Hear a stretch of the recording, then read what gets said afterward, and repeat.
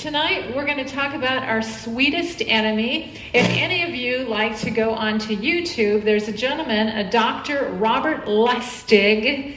He is a pediatric endocrinologist who practices in Northern California.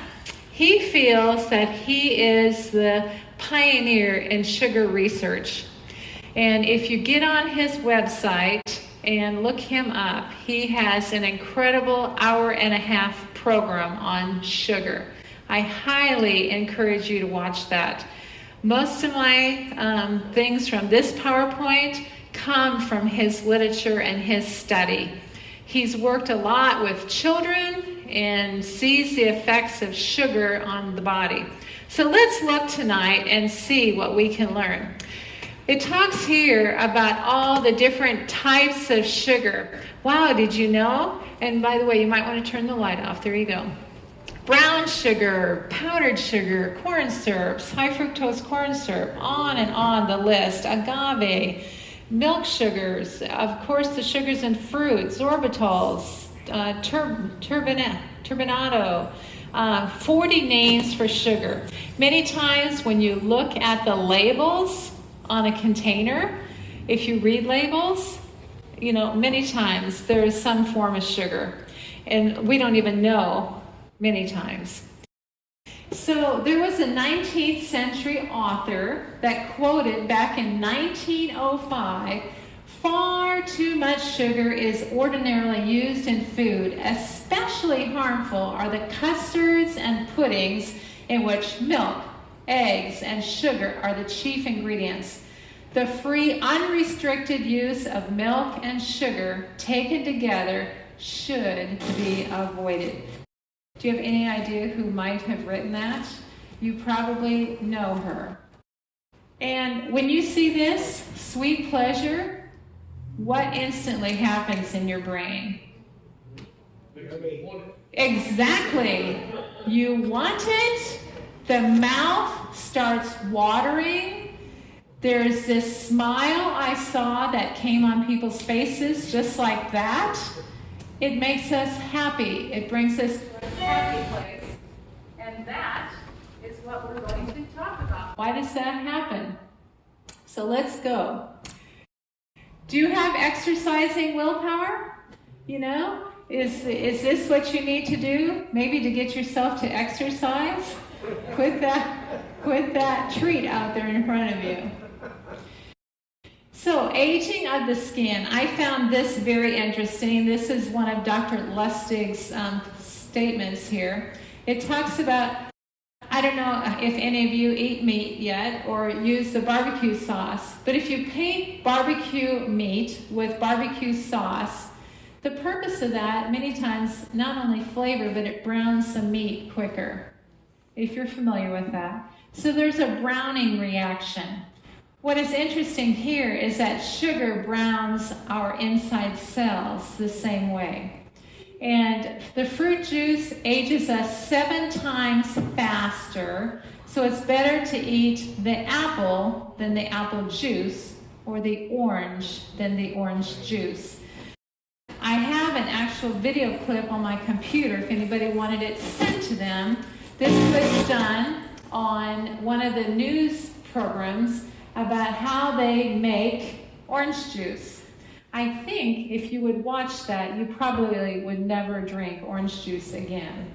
If you do your own juice is one thing, but when you buy the major brands in the store, have you ever wondered why they always taste the same? A very interesting program.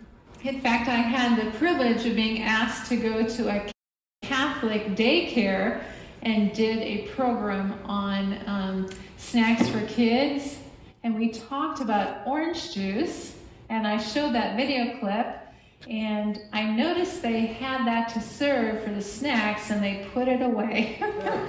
So anyway, so again, the next time you go for that glass of orange juice, think, wow, it's better to do the orange.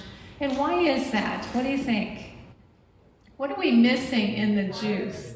Exactly, we're missing the fiber. So there's a domino effect with sugar. It increases the sugar in the body, which increases the insulin. For those of you who are diabetics, that's kind of important. And then what does insulin do? Insulin's job is to store. We store fat. And many times when diabetics get to the point where they start needing to go on insulin, many times they gain weight because that's what that hormone does. And research shows that cancer cells use sugar to grow. I found this really interesting. If you watch Robert Lustig's sugar program, he actually has a video clip in there that shows these cancer cells, eating the sugar, and they grow. And I often think when we're in hospitals and you visit somebody in the cancer ward, what are they eating? Have you ever noticed? I see that all the time. It's like, wow, that's not an anti-cancer diet. So weight gain due to sugar. So how much more do people weigh today than 25 years ago? What do you think? 50? Good guess. 49 pounds. Okay, got to be different, don't you? Let's look. About 25 pounds. So, what is different today than 25 years ago? The sugar, the food, and we don't exercise like we used to. I grew up in a farm. You were up early, you were out milking the cows, you had the cattle to feed, we were active.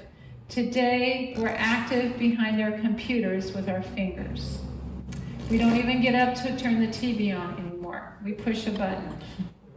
So, I'm not bragging or anything, but I can still fit into my high school earrings. So, I don't know how many of you can still say that, but anyway.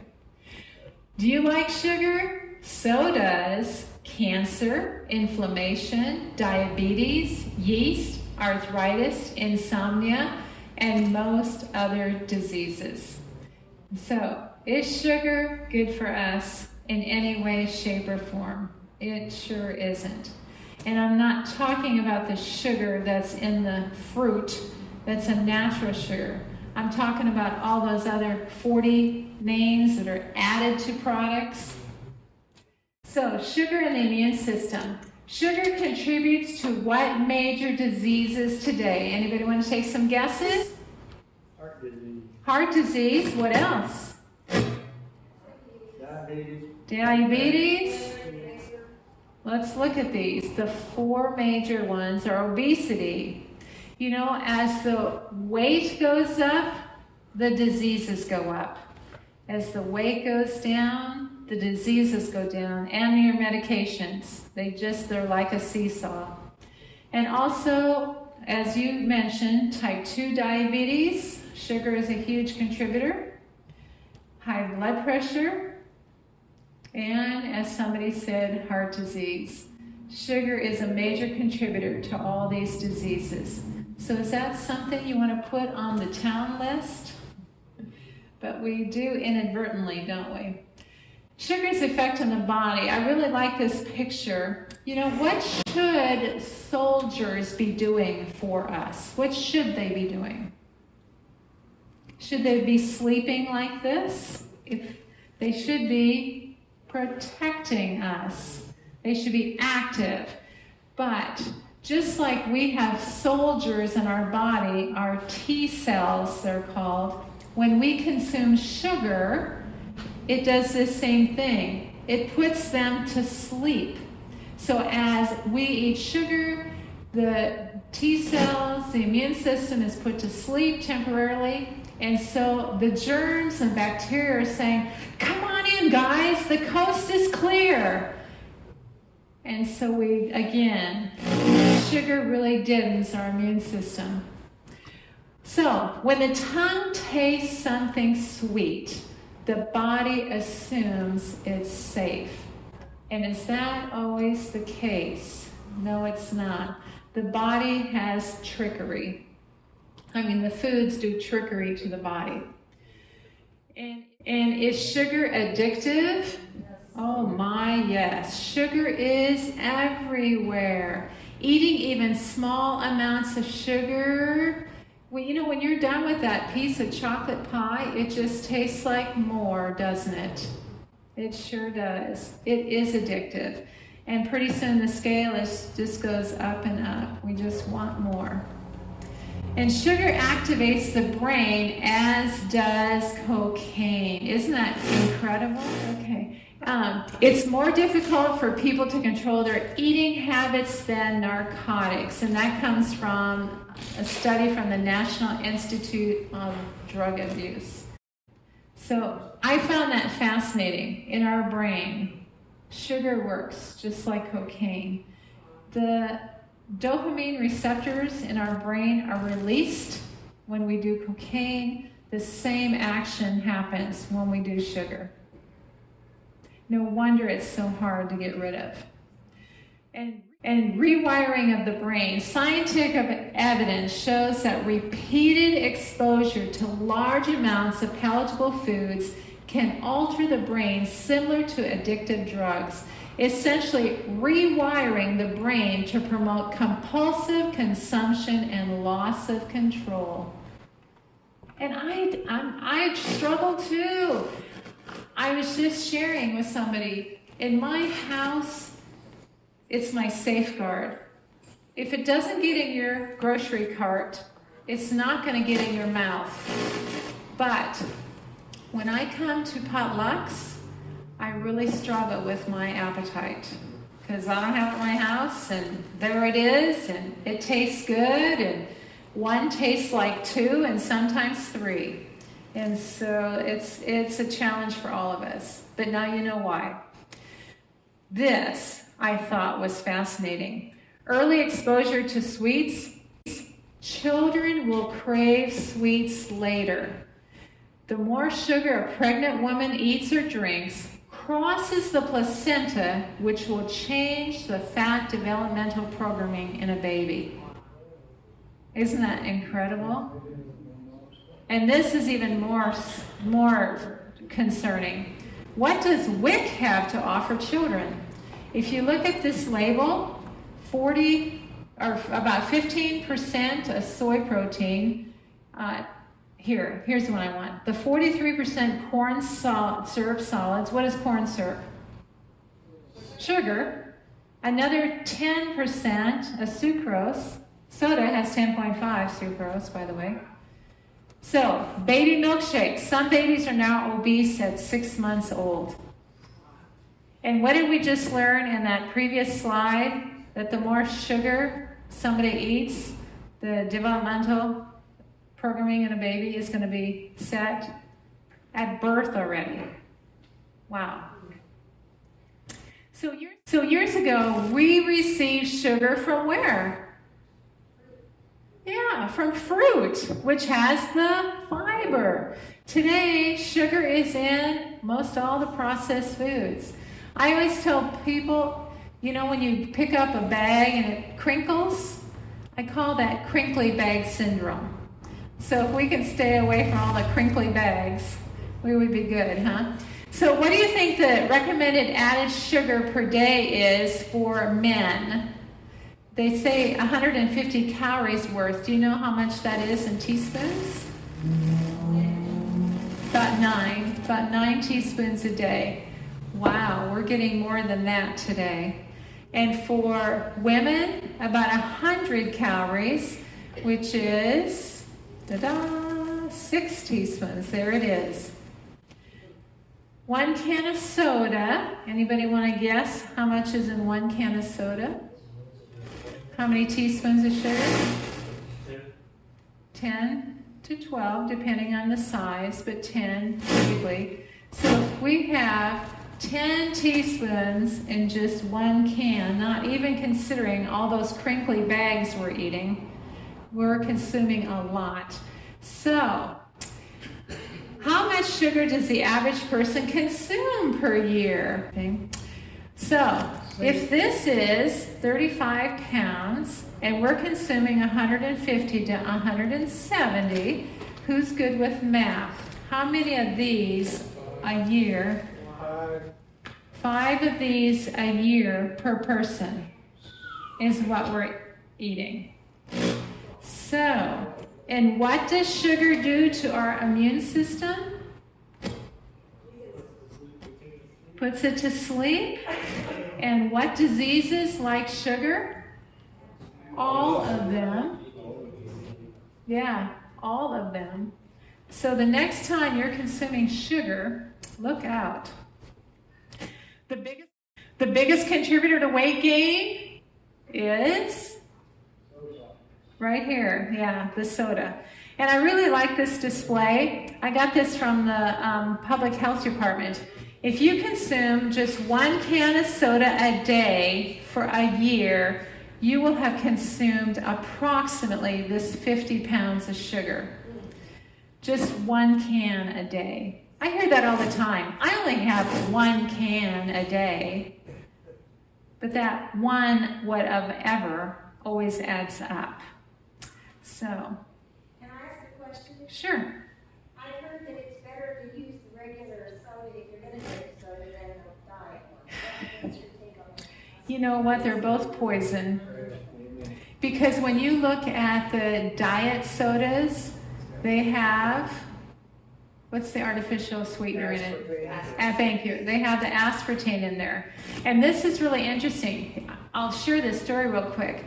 When I used to work at the Union Pacific Railroad, I had a guy came in there and he said, would you tell me what's with this aspartame? And I said, oh, it's no big deal. I said, it's been approved by the, all those agencies. It's okay. He would kept coming in and bugging me and saying, have you researched that yet? I said, no. So I finally said, oh, fine, I'm going to go look into it. So I and a girlfriend, we went to Shawnee Mission Library, and I got a book called Sweet Poison by Janet Starr Hull. It was the most eye-opening book I have ever read on sugar and the artificial sweeteners. It was after that I realized how bad these artificial sweeteners are for us. And so it's something that we really don't want to be putting in our bodies. And so when you look at what sugar does to the body, and yet you look at what the artificial sweeteners do, when that sweet hits the tongue, what did we learn? The body automatically thinks it's safe. So when that sweet hits the tongue, it triggers the brain, hey, something sweet has come in, food is coming. And so that triggers the pancreas to release insulin. Insulin comes into the system, but there's no food. And yet we've got this insulin floating around. So that triggers the brain again. They send, hey, we've got all this pancreas, the insulin floating around. But there's no food. You need to eat. And they are really learning that now that people that are doing more of the diet products, the aspartames, the artificial whatever, are more prone towards weight gain. And so, that is just a facade. So what's in a soda? Let's look and see. Caffeine, which is a diuretic, which makes you thirsty, so that you want to drink more. And of course, sugar. A typical 1 can is that much. When I do this full program, I have my Coke display. Coke that was invented back in 1906 when it formally came to the market, to now I have my 6-ounce can of Coke all the way now to we're like to 50 some, and I have how much sugar is in each one of those. And over the course of the year, which we'll look at here in a little bit, just on a quick slide. And salt, there's 55 milligrams of salt in each can approximately for just the 12 ounce. So what does salt make us want to do? Drink more. Of course. Sugar hides the salt so it's not detected. And the salt makes you thirsty, so you drink more. And of course, it has the acid. The phosphoric acid is one of the big ingredients also.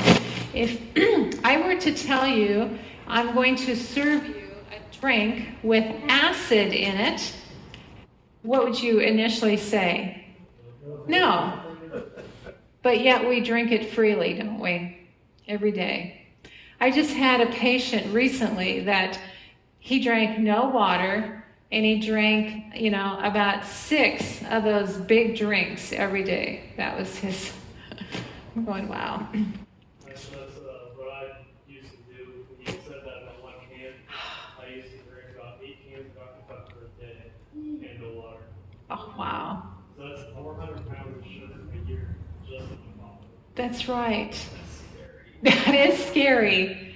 And water line just sleep back in. Yes, exactly. All that caffeine. But again, there's things hiding in that drink.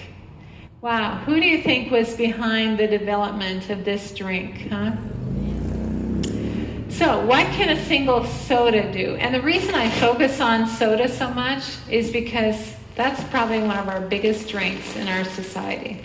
Pretty much for a lot of people. 1 soda per day, per year is how much sugar, and we talked about that right here. And kids' risk of becoming obese increases by 60% for every additional sugary drink consumed per day.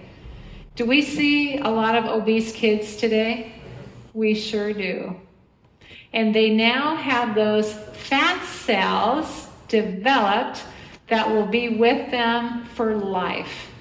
When those fat cells are shrunk, you lose weight, but boy, they are ready for action. They're always going to be there to be refilled and reused. Women who drink 1 sugar-sweetened beverage each day have almost twice the risk of diabetes. Diet soda drinkers, we've already talked about, you're not off the hook. So there too, your risk of diabetes goes way up. And here I just put a quick slide in here about Coca-Cola. The first year, 1886, they sold 25 cups. But it was in 1906 they actually went to the bottle. Today they sell more than 1 billion bottles per day. And that's just Coca-Cola, by the way. That's not all the other brands. And Coca-Cola, by the way, includes all these. Sprite, Fresca, ginger ale, Pib, Tab. They're all in the same family. And isn't this interesting? The soda sizes increased over the years. 1915, the size of a bottle was about 6.5 ounces, which was a weight gain of about 8 pounds per year. And you can see as the size of the sodas go up over the course of time, it stops here. These all come from Robert Lustig's program, by the way. The size of the soda, 44 ounces, up to a potential of 57 pounds per year extra. You could, if you're not wearing it off. Isn't that incredible? Just from 1 drink? Wow. Processing soda versus beer, it processes the same, whether it's beer or soda. You can either have a beer belly or you can have a soda belly, whichever you prefer. So there you go. And high fructose corn syrup, I just want to touch on. It was invented in 1965 and marketed in 1975. It's cheaper for manufacturers to use. It makes food have a longer shelf life, but it sure makes our bodies have a shorter life. Ron? Can I say that I had pancreatitis, and I learned that high fructose corn syrup is the worst thing for anybody's pancreas. It makes your pancreas secrete insulin so drastically that it's the worst thing that anybody can put in their body. Yeah, it's poison to our body. It truly is. Why is high fructose corn syrup used? Well, money is a lot of it. It's half the price of sugar. It's very economically cheap. And you want to guess how much of that we consume per year, per person today? And again, these are old numbers. About 64 pounds worth. That's a lot. And look how bad it is to our body. And I really like this next slide. High fructose corn syrup can increase your bad cholesterol within what time period do you think? Want to take a guess?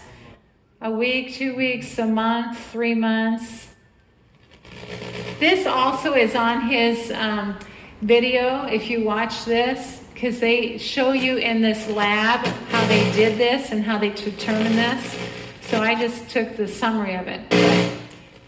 It increases the bad cholesterol within 2 weeks of consumption. Isn't that incredible? 2 weeks. That's hardly anything. If you're drinking those high fructose corn syrup drinks, it can increase that bad cholesterol.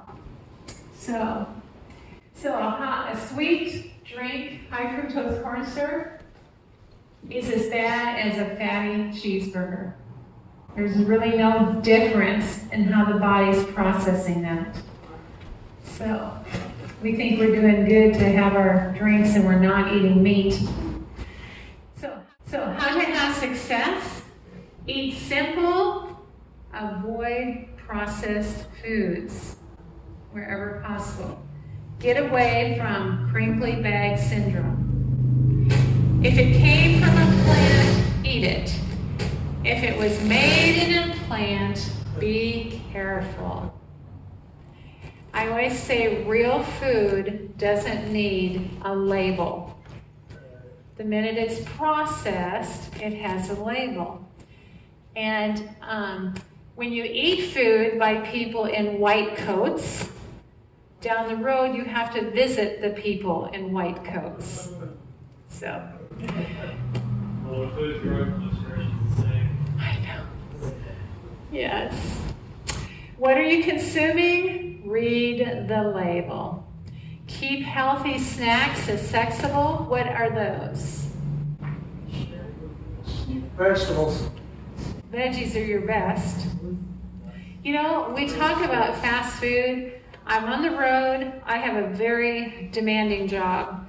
Once in a while, I bring my food with me. Once in a while, the last couple weeks, I didn't have anything, so I thought, oh, what's something quick?